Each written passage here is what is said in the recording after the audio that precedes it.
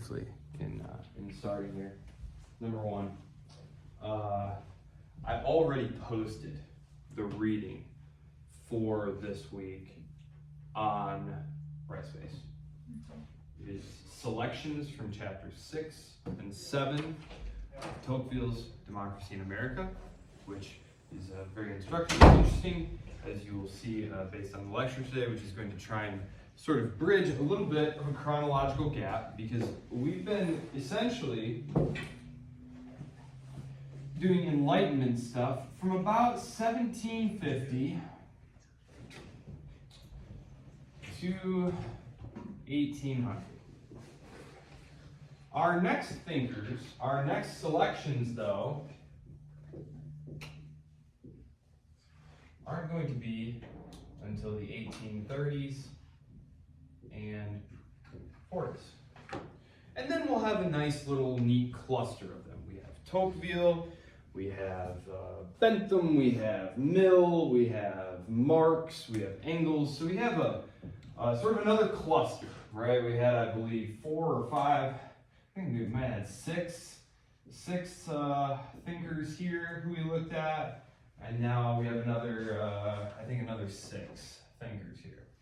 So I need to sort of bridge this approximately 3-decade gap, and it is actually one of the most important in European history. And these social and economic developments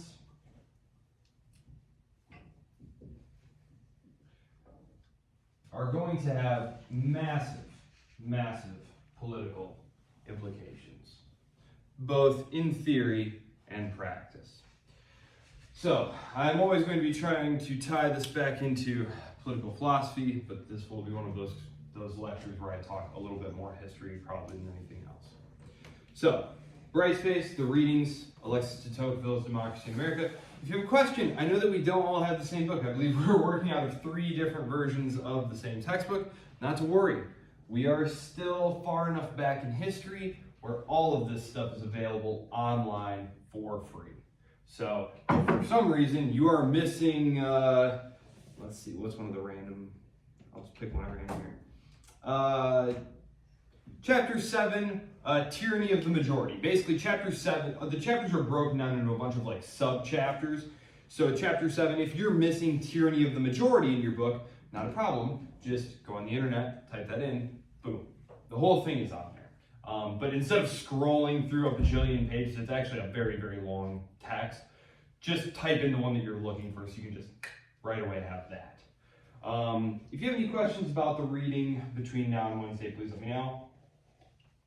Wednesday, the first about 15 minutes of class will be me talking about the readings, fielding any questions that you have about the readings. I will provide you the background on de Tocqueville today before we leave, as well as summarizing the book and what he is trying to do and why it's an important text. And then we'll talk about the actual readings first thing on Wednesday. And then the rest of Wednesday, of course, is our paper workshop day. Because if you'll look in the syllabus for this week, we were supposed to have a rough draft of the paper due, quote unquote. I'm going to give some token points just for, Wednesday being here and having something working where I can say, okay, everyone has at least something going on. Even if it's just a stellar title page and a great thesis statement, we at least have something to go on, okay? So, any questions about that? Or this week, any thoughts on that? No? Yes, go ahead. Can we email you also a draft for it? Of course, already someone has done so. And you got my response to your questions as well. Okay, excellent. Very good. That'll be good. And of course, the reference to Brutus is, of course, Sic Semper Tyrannis, death always to tyrants, which is the Virginia State motto to this day. They very much love those allusions to classical texts, especially the Romans. So, okay, that is all I have for there. Okay, so what are we talking about today? So, there are a couple of things that I want to talk to you about today, one of which I touched on last time, and this is arguably the most successful political philosophy in the history of the Western tradition.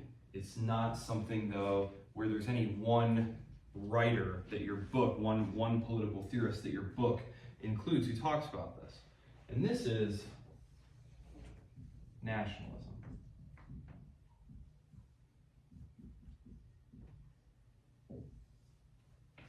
And frankly, I don't know why that is. I suppose in part it's because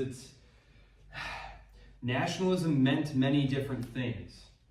There was and is no one doctrine of nationalism. It's something that is much more particular. So that could be why there's nothing in the book, or really any introductory textbook, about nationalism as a political philosophy. Yes? Are you saying it only got introduced at around this time, or there was no other consensus in history of there being like a type of nation? Because we were talking mainly about like a lot of city-states, right? But like, could you not interpret like empires in a form of nationalism at that time, or would you not consider it that way?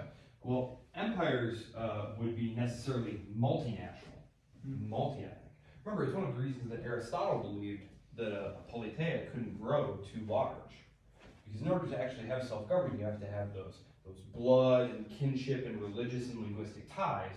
And that once you've absorbed several people, you can no longer have any kind of democracy or representative government. You just need an emperor, a strong man, right? So you would say the main difference is that it's like a basis of identity, that there's like a single language, single religion, stuff like that? Oh yes, so throughout history, of course, there have been distinct peoples, right?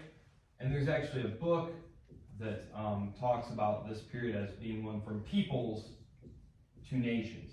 That is, taking these recognizably different and distinct groups, which have existed since the dawn of recorded history, and turning it into a self-consciously political project. That is, creating one uniform language, one set of unifying myths or stories or institutions. And then, ultimately, the ultimate goal of the national movement was to create a state that was the home for this particular people. So, there was the Roman Empire was home to many hundreds of peoples, right? These fiefdoms, these kingdoms that we've been talking about of medieval Europe, they did not constitute one people.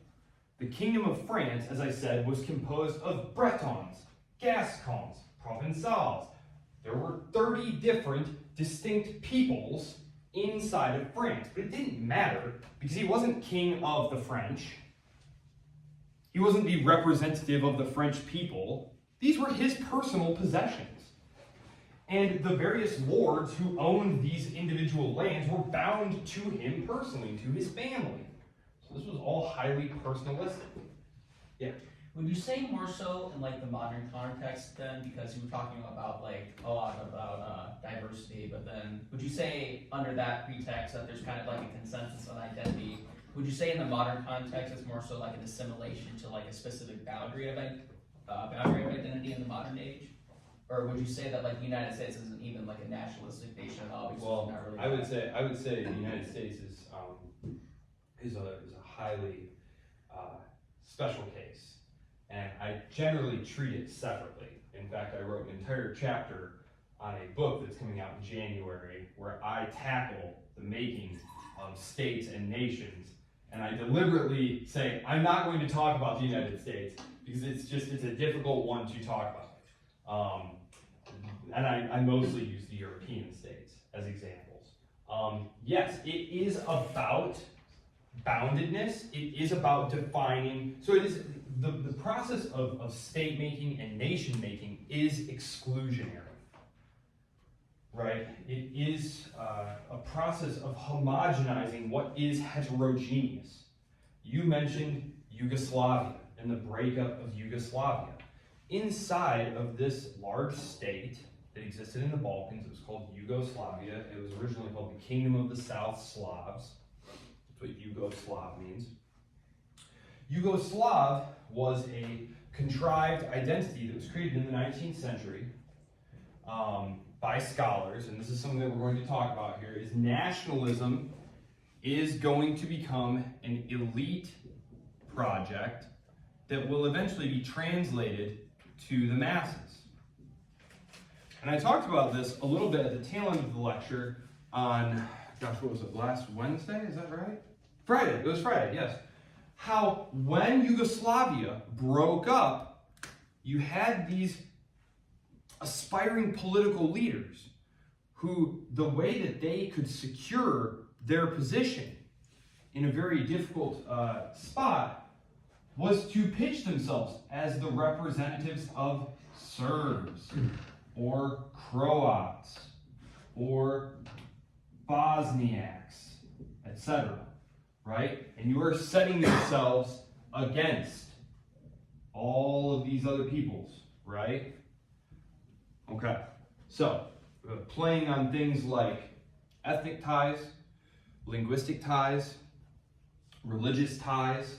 Of course, if you were a Croat, you were a Catholic. If you were a Serb, you were Orthodox. If you were a Bosniak, you were a Muslim. So as you can see, there were all these sorts of clear delineating markers here, where there were clearly distinct peoples. Now that isn't to say that you can't have a bunch of different highly heterogeneous people living in one state, but it does constitute a specific challenge. I'm going to talk about that here. So let's talk about social and economic development, peoples to nations. Yes, so there's all these different peoples, right?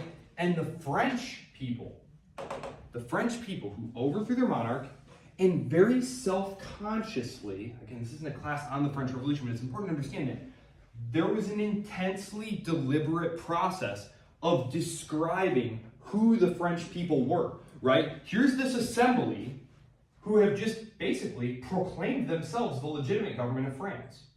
The Third Estate breaks away, so you have all the peasants and shopkeepers in the village, priests and whatnot. They break away from the nobility and the bishops, the high clergy, who constitute like 1% of the population. So the 99% are standing there and they're saying, no, this hall where we're meeting and we're all going to vote on things, we are the legitimate government of France.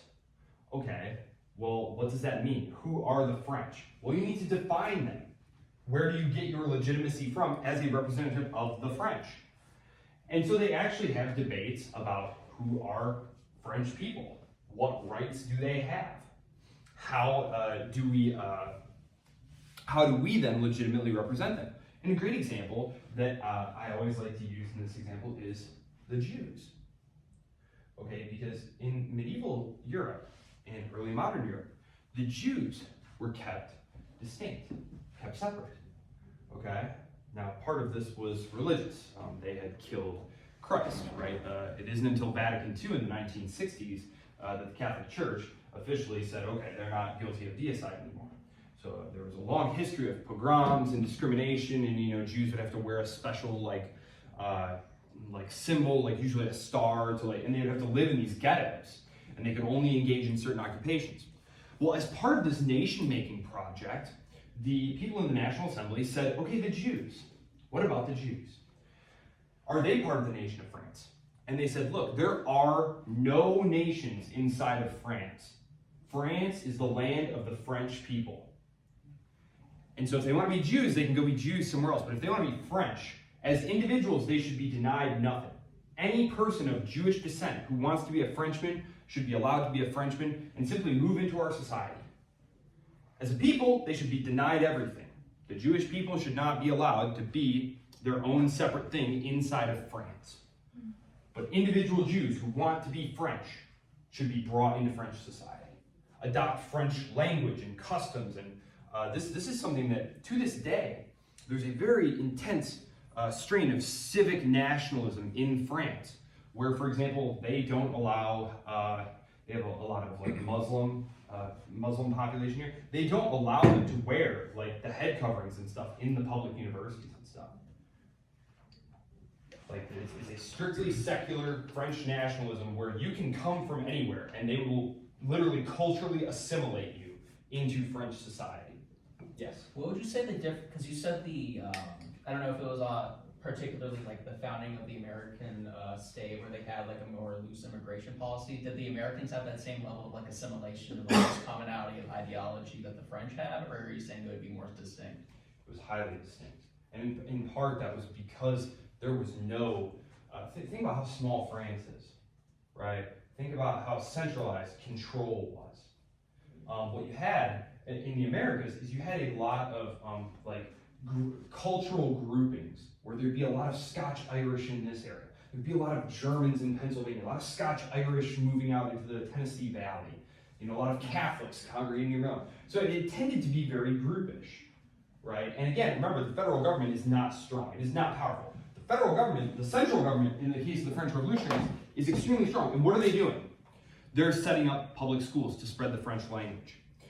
They're sending out representatives into the provinces to instill this new way of being French on these populations. And some of them did rebel, especially in the Southwest, where there was an intensely royalist and Catholic population who thought of themselves as very distinct from the Parisians, certainly from these revolutionaries.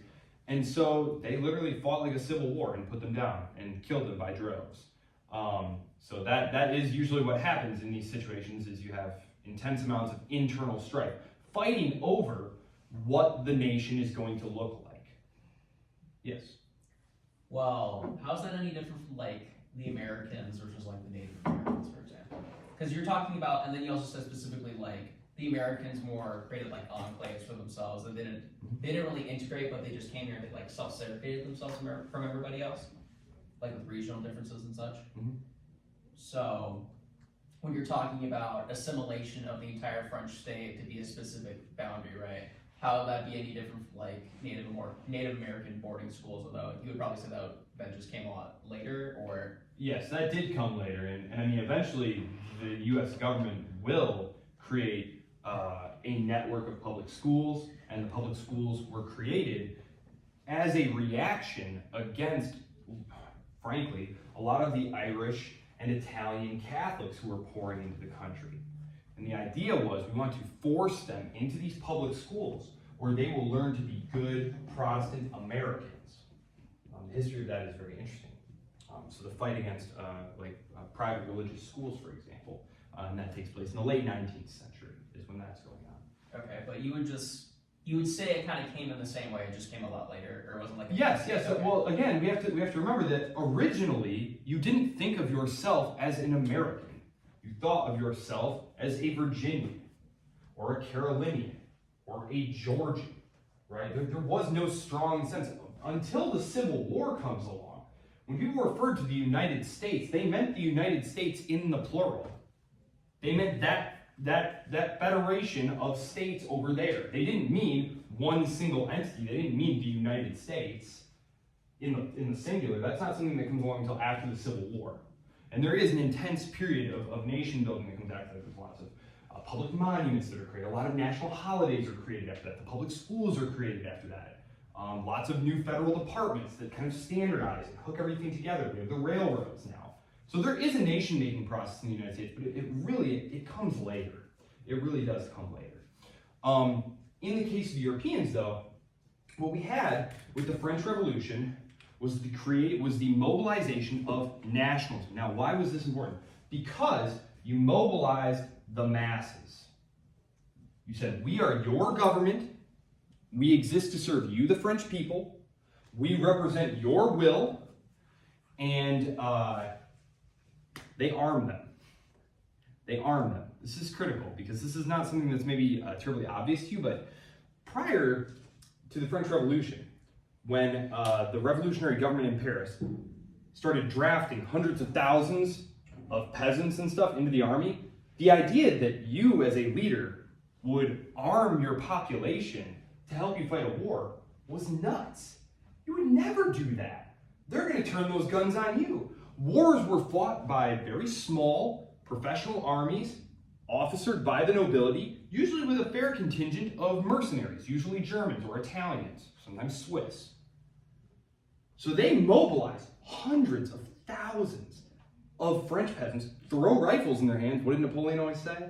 Quantity has a quality all of its own. And they would just overrun these other states in these horrifying human wave attacks. They smashed the Holy Roman Empire to pieces. They overrun pretty much everyone. And they're dominating the continent. So, This is going to lead to a couple of different things happening here. Okay, so I'm going to just kind of keep that in mind for a second, because I just want to kill the French Revolution really quick here. So there are revolutionary excesses in France. Basically, democracy has gone out of control. You basically have rule by a committee, and there's no order. Napoleon. This is where Napoleon comes from. Napoleon is that tyrant.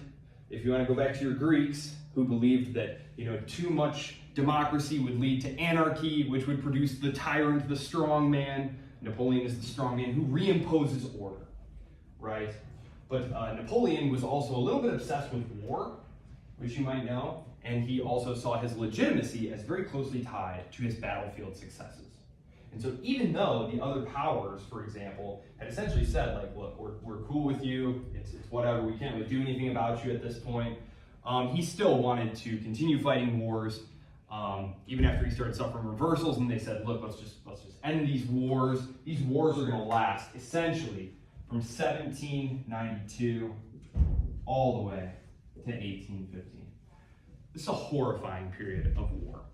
And Napoleon was just not terribly interested in stopping it. It was too important to his legitimacy and too important to powering the French state, the French economy, the officer corps and the civil administration. These were oftentimes being paid for out of conquest, and it was opening up lots of jobs for people. And so he essentially couldn't afford to stop the wars and the conquest. So Napoleon defeated at the Congress of Vienna. So Napoleon is defeated. Congress of Vienna. The other powers, specifically Austria, Russia, England, Prussia, they all get together and they say, look, we don't ever want this to happen again. This one revolution in a key country, France, right in the middle of the continent, that initially we all thought was hilarious because we all wanted to see the French weakened. Look what happened. It spilled out of control. There was revolution running wild all over Europe. These armed, motley peasants, just on the rampage. It produced this horrifying tyrant who just, was a militarist of the first degree. And we had no peace, and it very nearly destroyed our own monarchies. It does destroy the Holy Roman Empire. The Holy Roman Empire, out of existence, 1806. All gone. 1,000 years. It's been in existence for 1,000 years, it's destroyed. In part because, remember, what did the Holy Roman Empire look like? If you looked at it from way far away, it looked like, oh yeah, nice solid piece of territory there. But what was it inside? Tiny bit. Horribly fragile. There were like 300 different principalities here. So imagine you've all got your own tiny little private armies, right? And you all need to rendezvous. What do you think, Tobin? Who are you going to pick? Who do you think? The one unified massive force, or the 300 individual commands, right? Yeah. Right. Even if they outnumber them here, it's just there's going to be coordination problems all over the place. Napoleon used to say, the more allies they have, the weaker they become. Meaning that he had the power of just being able to go quick, deliberate action. Instead of, let's huddle up here. Imagine making a decision with 300 other people. It's going to take forever. Yeah. So then you would say another reason for nationalism was to kind of like spur away the difficulties that you had with like all those principalities in the first place? Yes, kind of. Hold that thought for a second. That is part of what's going to happen here. So, nationalism is viewed as extremely dangerous by the monarchies. The monarchies, when they get together at the Congress of Vienna, they're saying, we want to turn back the clock on the French Revolution. We want to pretend like this never happened. They literally take the King of France and throw him right back on the throne. The old Bourbon, they call back one of the Bourbons, one of the executed king's brothers, throw him right back on the throne. They just want to pretend like this never happened in the first place, right? They just want to pretend this was all one big bad dream. Unfortunately, they're not able to do that, though. In part because of how powerful the mobilized French nation was. These other states are looking at some of these innovations that came out of the French Revolution and saying, there's no guarantee that France is going to be down forever. Maybe we should adopt some of these these innovations. For example,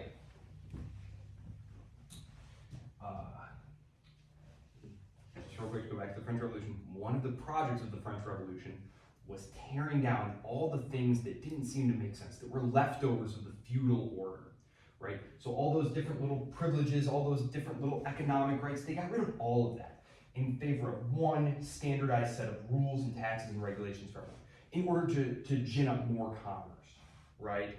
Instead of, you have extra capital.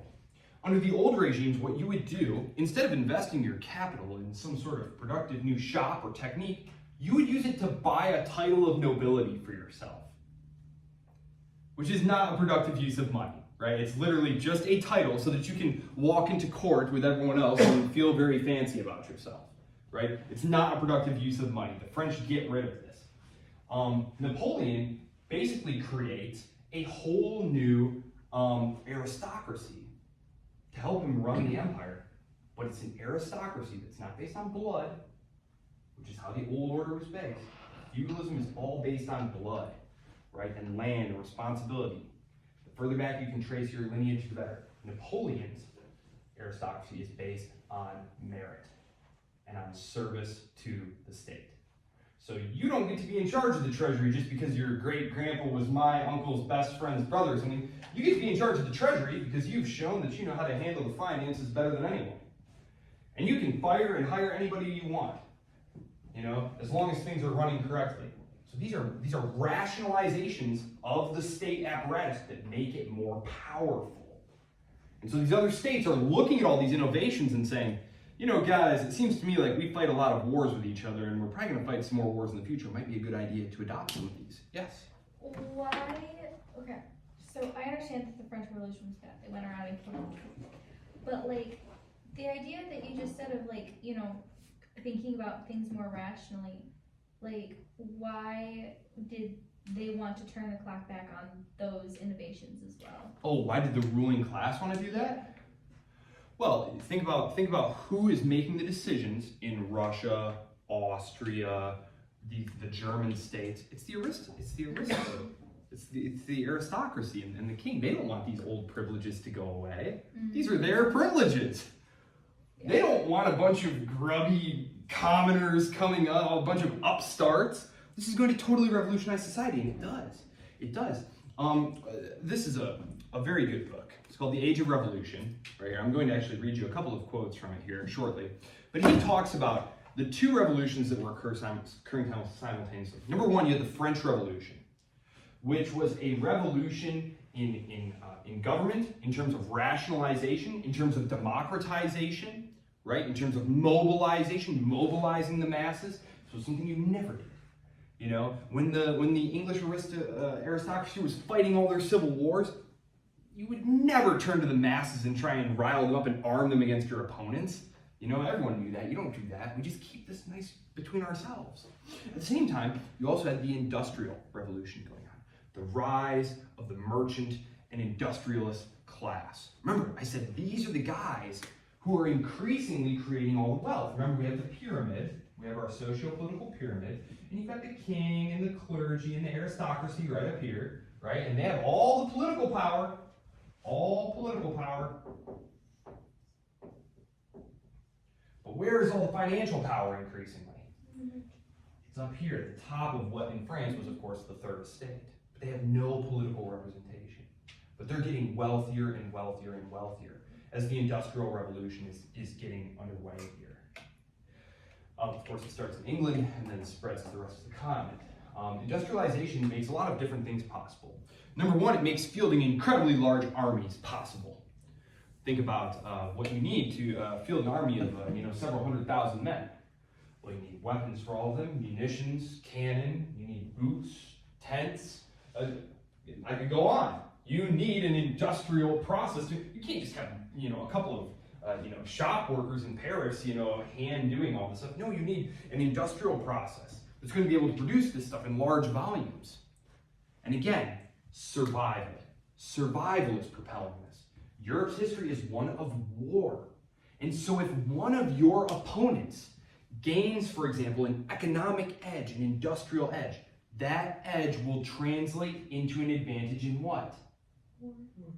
War, in military power, which is going to give them an advantage over you politically. And of course, if they have political power over you, they can extract, for example, economic concessions from you, compromise your sovereignty, etc., etc. So anything that looks like it might increase the power of your state, and we're going to start talking in terms of states rather than kingdoms, because they're going to start making states here. This is one of the developments that comes out of this. Instead of being kingdoms, the 19th century is the time when these personalized landholdings are going to start turning into states, the modern state system. So this is the period when this happens. Right in here, this is sort of the transition period.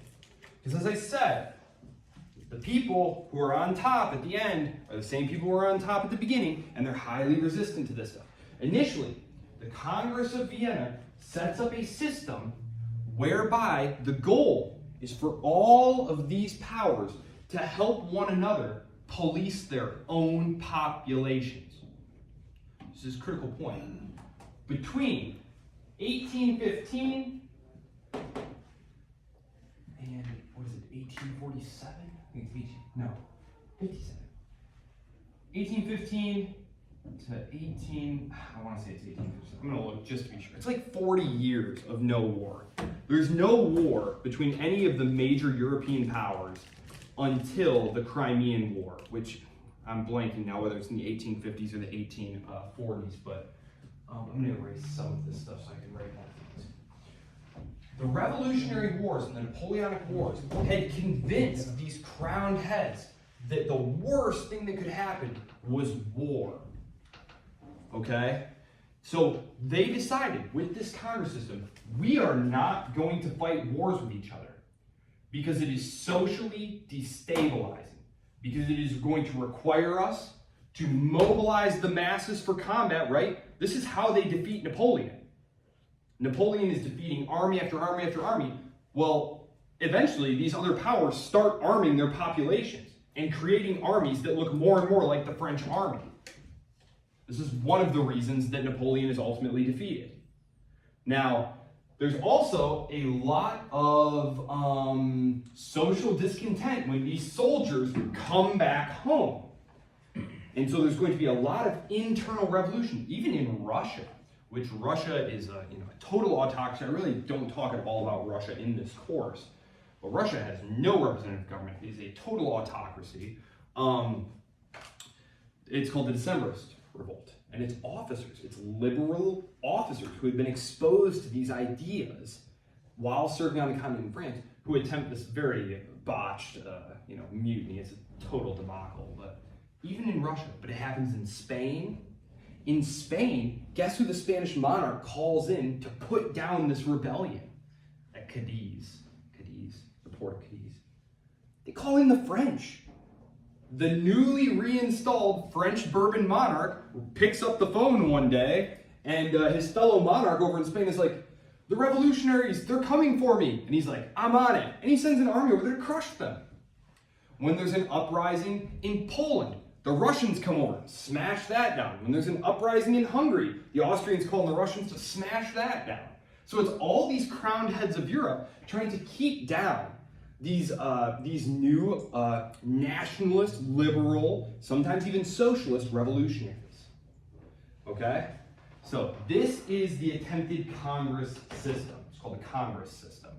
And it is a way to keep peace between the powers, because they recognize that war between themselves is ruinous, it's economically very costly, it's socially very destabilizing, and it could open the door to revolution and the destruction of their own kingdoms. So it is not that the rulers of Europe between 1815 and the 1850s were less desirous of power, less fallible as people. They were just intensely concerned with the situation in their own kingdoms. They were trying to hold on to what they had in the face of tremendous amounts of social and economic developments that were happening. So along those lines, let me erase a few things here. Economic developments. So the growth of world output, if I put it on a graph here, you might have seen one of these. So you've got, let's see, oh, this is the wrong marker, I'm sorry. Use this one.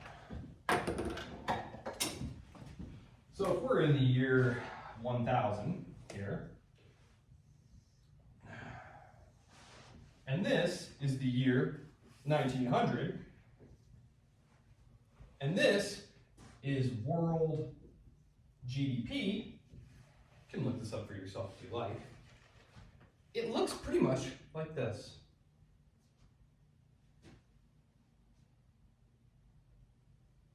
And we're talking GDP, like gross domestic product, right? Oh yeah. Oh yeah. The world's about to get fabulously rich. Right there. You can look this one up for yourself. Growth in world GDP. It looks like a straight freaking line for all of human history. And then, right about in the late 1700s, as the Industrial Revolution is taking hold in England, and then in the 1800s, it just ramps up. And it's continued to grow exponentially in the century and a half since then. Again, this influx of material goods, this growth of wealth, it's going to be very deleterious, very bad for the old world of feudalism. Again, let's just kind of go back to our Greeks and think about how Plato, or Socrates, believed that a regime's type was a reflection of the values that predominated in that society. So if you think about feudalism, what were the values of feudalistic society? What were its values? What were the values of medieval Europe? What did they value? Like social value? Yes, oh, of course. Social value. Like, what were the values of the medieval? What motivated them? What gave you prestige in the eyes of your fellows? Land. Land. Wealth. Your rank. Rank. Wealth. Wealth is important, of course, but it was a very, very secondary value, right? Remember, if you were a noble, you couldn't engage in mercantile activity. It degraded you. Making money, like going out and like actively pursuing money, that's going to be what we call bourgeois. You could literally be kicked out. You could be stripped of your noble status, technically speaking, if you engaged in commerce. So yes, it was good to own land. It was good to own land, and you were, of course, wealthy. But increasingly, what's going to happen here is historically, wealth had been tied to land. Land and wealth, that had gone hand in hand. But here, with the rise of industrialism and trade and mercantile and banking activities, this is going to cease to be the case. Yes? So would you say it like got more unspurred? You're talking about it kind of decried materialism itself, but then now there's a resurgence of like economic competition, individualistic, Yes. people going against one another. And then Society is becoming commercialized. Society is becoming commercialized. Money, wealth is becoming the number one value. It is going to be the value around which society becomes oriented. Think about it, this is the time when consumer society is being created. Remember, when you can produce goods in large quantities, what does that do to the price? It decreases the price. This is the birth of the consumer society, the 19th century. So you have a society that is increasingly not oriented towards religion, not oriented towards deference to rank, not oriented towards honor, right? That was a huge motivating factor in medieval societies. The nobility were obsessed with honor, right? Like you read about in the 100 Years' War, these, I forget which battle it was, but these knights were like so desperate to like get in the fight because they were afraid the fight was going to be over before they got in there, and then they wouldn't get their share of the glory, that they like charged before they're supposed to, and they wind up like all dying in this like horrifying, like they drowned. Armor is very heavy, Actually, have you ever like been around a suit of armor and like picked it up? Yeah, like if you and your horse went in the water, like there was a very good chance you were gonna drown. Very solid chance. And a bunch of people literally drowned themselves. So they were desperate to make sure that they got in the fight, because the most humiliating thing would be to come back and they'd be like, so what'd you do in the battle? It was like, I wasn't in the battle. It was just, the shame and dishonor. It was a society that was very much, to use Plato's term, democracy. They were desperate for glory, for honor, prestige in battle. Yes? Are you saying the rise of nationalism would contradict that, or are you saying that? Very much so, because it's not about individual valor anymore. It's about the valor of the nation. It's a collectivist project. So, but are you getting your glory and honor for the state when going into battle? You glorify the state.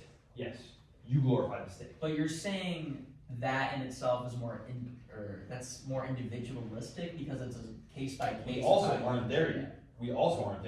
That's critical. Mass nationalism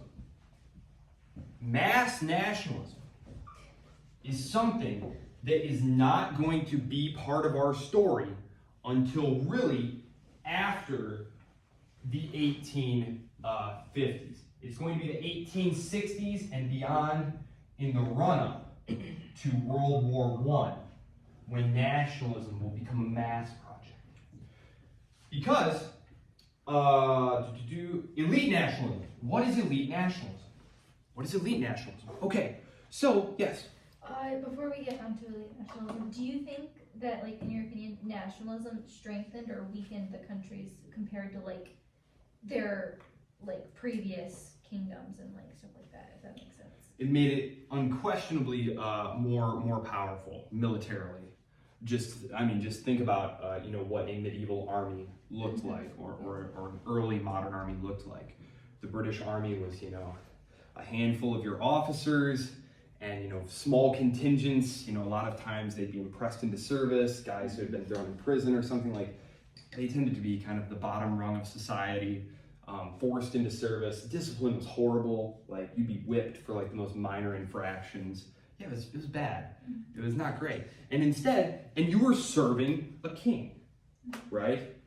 Now, you have the masses who are fighting for themselves, for their property, for their country. It's an incredibly powerful motivator. And it's hard to put a number on that.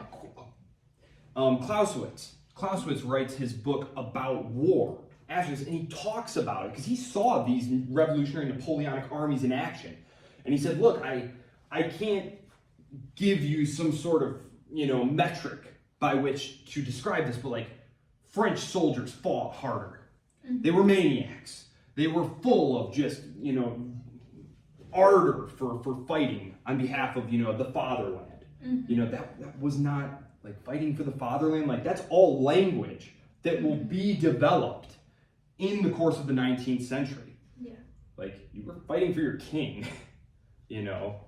Or for your local lord, and you weren't fighting. Like, 1% of the population was doing the fighting.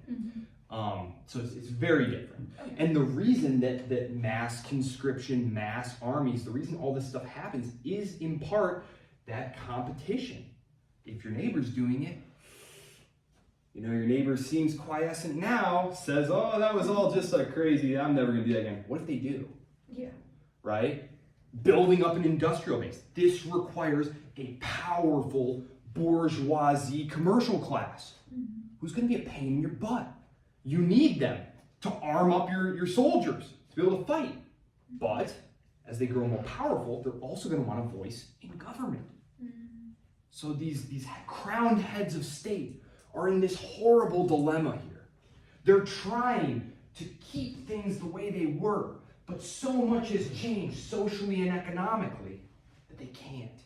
And their attempts to suppress the populations and keep things the way they were are going to result in a series of minor revolutionary explosions in 1821, 1825, 1830, and finally in 1848, you may know this, the springtime of peoples, Karl Marx opening of the Communist Manifesto, the springtime of the peoples. That was 1848. He actually published that just weeks before the entire continent exploded in revolution.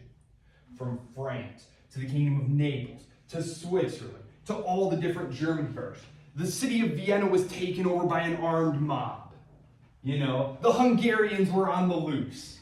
You know, it's an incredible year, 1848. If you're looking for an interesting popular book about it, popular meaning like accessible, it's not too technical, Christopher Clark wrote a book called 1848 that I recommend. It's a very good one. But so they're trying to hold this thing in place, but they can't because too much has changed socially. The masses have been awakened to this idea of participatory government, to this idea of nationalism, that somehow the state should exist for them. Social mobility, again, the Napoleonic transformation, making the French state an aristocracy, one based on merit, that didn't disappear. When the Bourbon kings came back, one of the things they did to try and ease their transition back in, because the French people were not keen on having them, right? They said, look, everyone who got a title, all the lands, you can all keep it. We're just gonna, the old emigres, the old nobles are coming back, but we're just gonna merge them together. But you have all of these very capable people, these highly competent, professional, bourgeoisie, educated, middle-class people running the government. And so the other states do that as well. The society of merit. There's a whole chapter in here where he talks about careers open to talent. Because increasingly, it's not about who you knew, it's about can you do the job. Which again, to us, as modern people, it sounds like, well, of course you should probably run your state that way. That was not how things were done.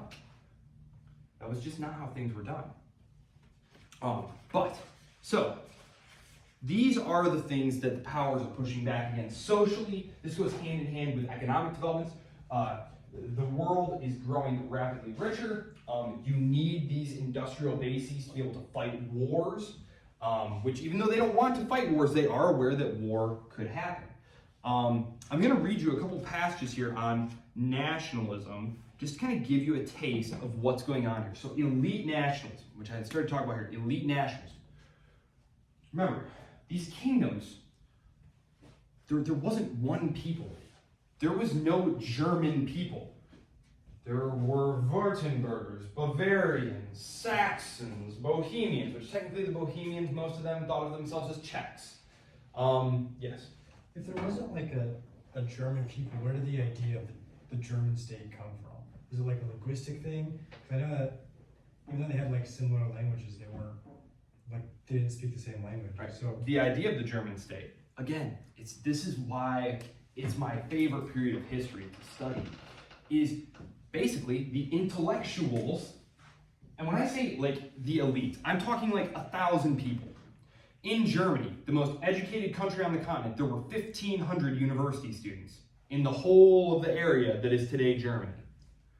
So when I talk about like the elite project here, I'm talking about very few people. They got together and actually talked about it. They had what was called the Professors' Congress, the Parliament of Professors, where all of these professors got together and said, well, you know, historically, this area was largely populated by Germanic-speaking people. Again, the tongue, right, German. And this area should be here, and this area should be here. But there were divisions. For example, some of them wanted a big Germany, a greater Germany, which meant that anyone, any people who had a Germanic tongue would be included. So, for example, the Austrians, for example, would be included. Others, like the people around the Prussians, wanted what was called Little Germany, one that excluded people like the Austrians. Now, the Prussians had a reason for this. They wanted to be able to dominate this new Germany. But the 1806 is the critical year here.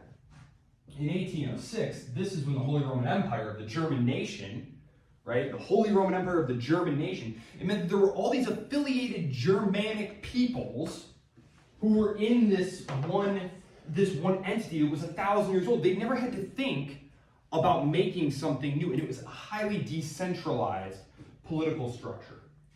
And so the process of making a unified Germany was one to avoid ever being dominated by the French again. In fact, to get a lot of these kingdoms to agree to join with Prussia, to allow themselves to be absorbed with Prussia, they used the threat of France. This is getting ahead of ourselves here, but that is how German unification ultimately is accomplished in a series of wars. The last one against the French, this is the Franco-Prussian War of 1870-1871.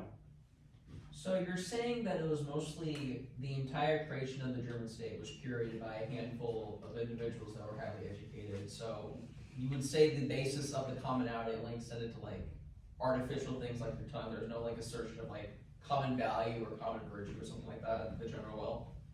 Or would you say that the general will of those populations that were created were just artificially determined by that same group of people? Well, you had a lot of different advantages. Number one, the creation of the state was seen increasingly as the ultimate nationalist project.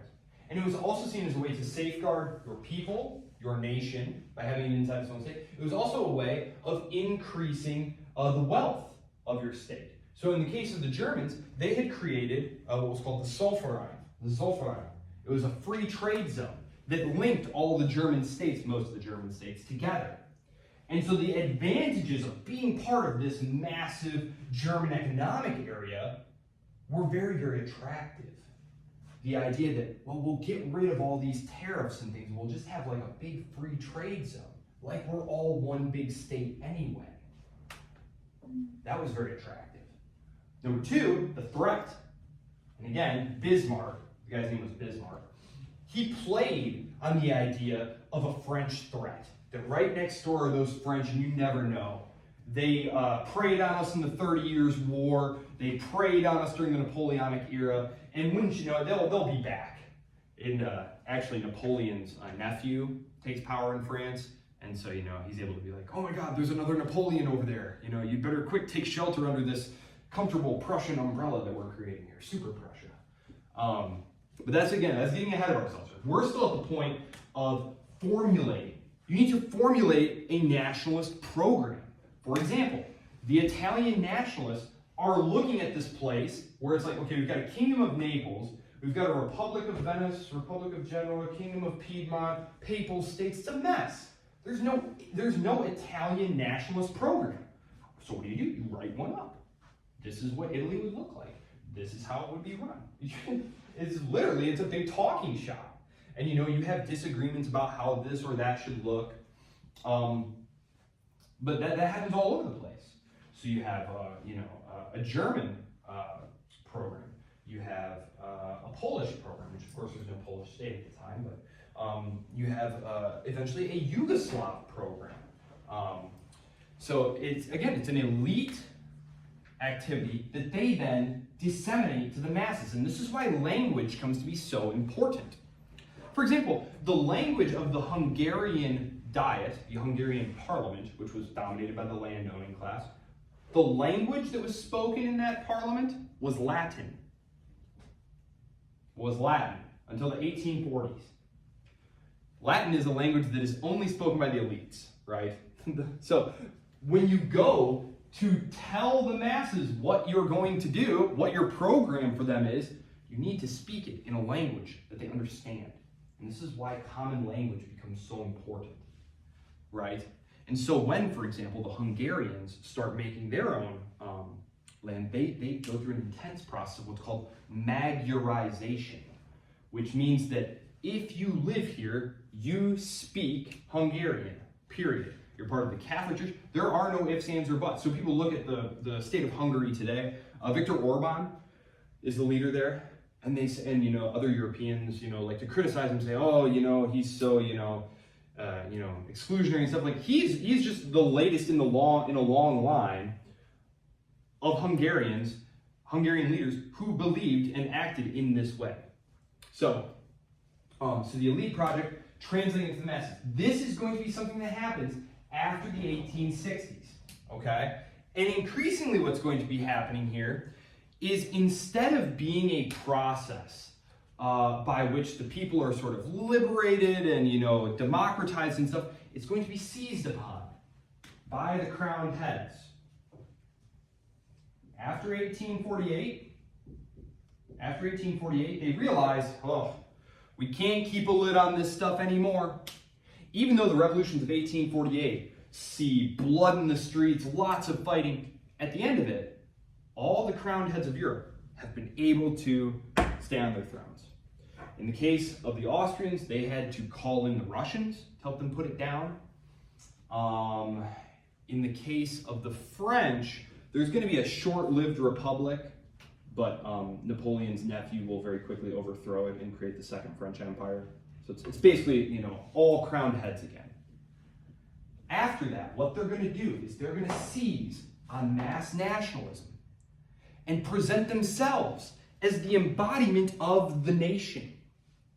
That I'm not the king of France, I'm the king of the French. And you have rights, and I'm the one who's going to protect them.